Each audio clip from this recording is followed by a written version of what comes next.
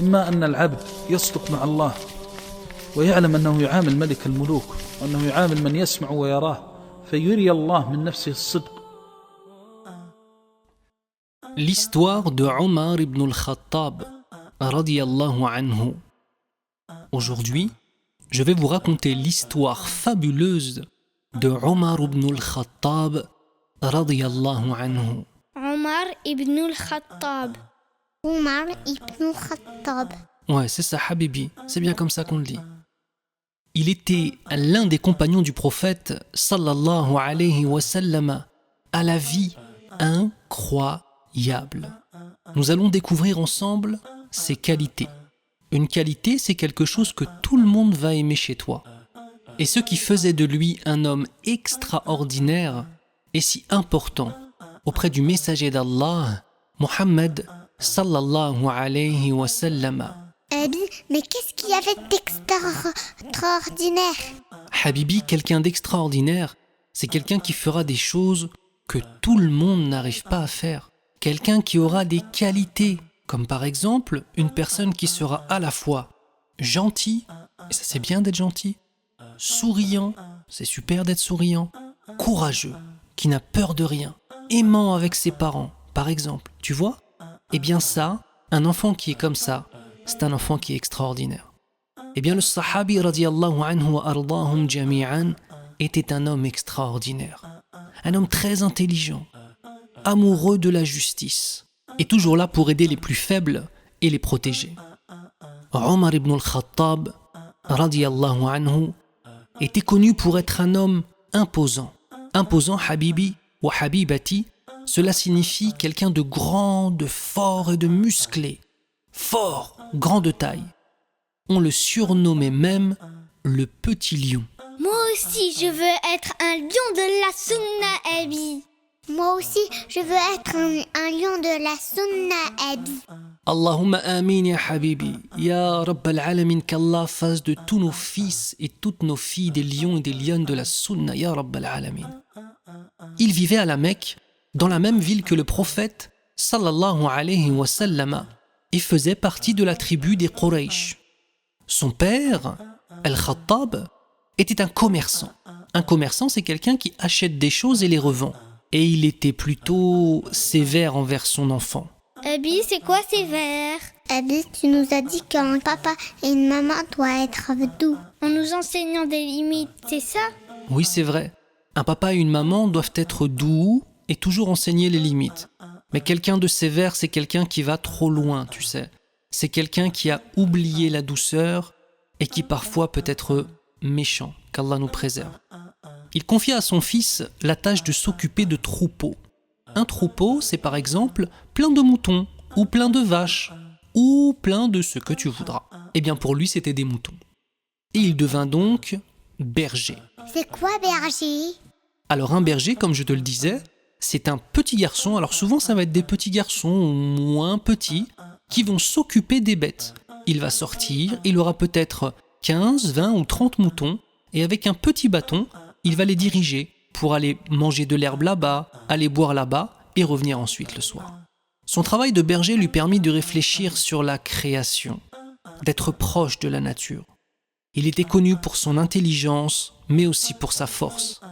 À cette époque, l'islam n'était pas encore arrivé avec le prophète Mohammed sallallahu alayhi wa sallam.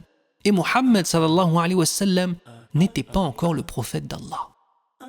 Omar ibn al-Khattab, qu'on surnommait aussi Al-Farouq, faisait partie des habitants de la Mecque, radiyallahu anhu, qui croyaient aux statuettes et aux idoles. Il pensait que les statues faites de terre ou de pierre pouvaient le protéger, lui apporter la santé ou même la richesse. Mais c'est n'importe quoi ça! Le seul qui peut nous protéger et nous donner, c'est Allah! Tu as bien raison. Le seul qui peut nous donner et nous protéger, c'est Allah subhanahu wa ta'ala. L'ange Jibril, comme je te le disais tout à l'heure, n'avait pas encore donné au prophète sallallahu alayhi wa sallam les paroles d'Allah. Et la révélation allait bientôt arriver. Lorsque le prophète sallallahu alayhi wa sallam reçut le Coran, une part du Coran, puis au fur et à mesure d'autres versets, Omar ibn al-Khattab écoute bien, refusait de croire en lui et souhaitait même le combattre, allant même jusqu'à penser lui faire du mal. Lors d'une réunion avec sa tribu des Quraysh, alors qu'ils cherchaient tous ensemble un moyen d'arrêter le prophète, sallallahu alayhi wa sallam, il se proposa, écoute bien, d'aller le tuer. Mais qu'est-ce qui va se passer? Vite, il faut l'aider. Tu vas voir comment Allah Azza wa Jal nous protège toujours.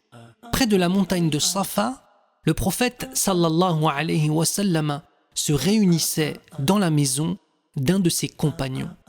C'était un lieu sûr où il pouvait se réunir en toute sécurité et donner, transmettre la parole d'Allah sans se faire attaquer par des méchants Qurayshites.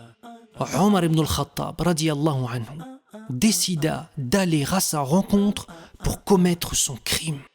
Sur le chemin, il vit un homme qui lui dit que sa sœur Fatima et son beau-frère étaient eux-mêmes convertis à l'islam. Cet homme qui lui a dit ça était un musulman. Et voyant qu'il voulait aller faire du mal au prophète sallallahu alayhi wa sallam, il a préféré le diriger vers son frère et sa sœur pour qu'il le calme, vers son beau-frère et sa sœur pour qu'il le calme.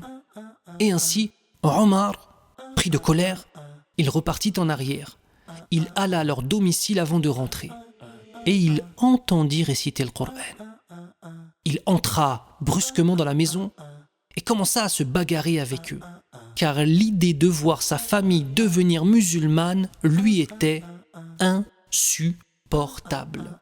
Insupportable, ça signifie qu'on ne peut pas le supporter. Il frappa sa sœur et il frappa son beau-frère. Mais rapidement, Omar regretta son comportement. Ayant entendu le Coran, il commença à se calmer et leur dit « Écoutez, puisque vous êtes prêts à défendre cette foi, amenez-moi ce que j'ai entendu avant de rentrer. » Et il parlait du Coran. Il partit faire ses ablutions, car sa sœur lui dit qu'il ne pouvait pas le toucher parce qu'il était impur. Il revint et commença à écouter le Coran, à lire le Coran. Eh bien, écoutez ça, Al-Ahbab.